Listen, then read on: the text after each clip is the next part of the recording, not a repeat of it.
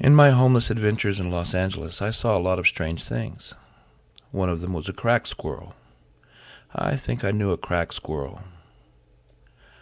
I wrote a little bit about it back in the 90s, called it The Mad Squirrel of Building 212.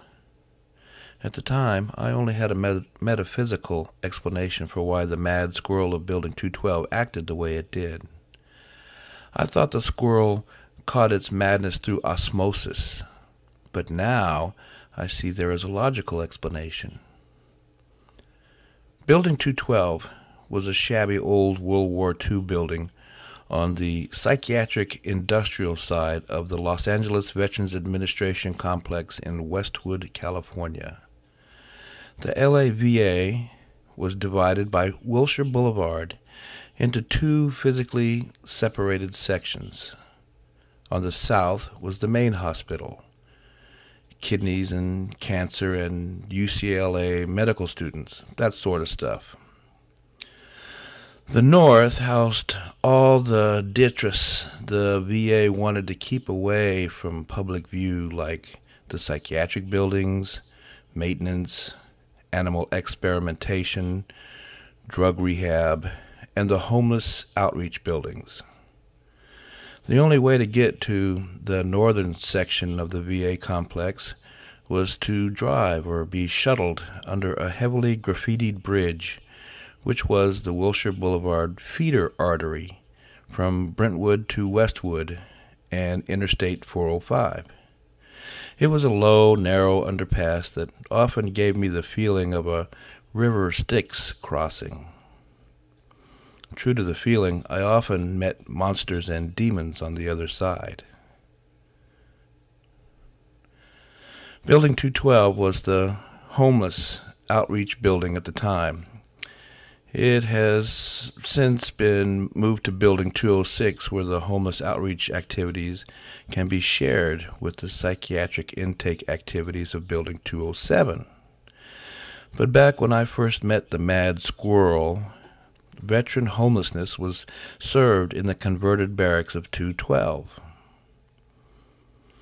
I have written other descriptions of my comings and goings at Building 212, the magic cane, for whom the inner bell tolls, the gray meat lunch sacks, and stuff like that. So I won't go into too much description of what goes on there, but this is where I met the Mad Squirrel. The entrance to Building 212 is a set of 12-foot wide concrete steps. The top landing looks as if it is missing a collegiate balustrade. Square concrete planter columns on either side appear as if they are missing statues or giant Chinese pots.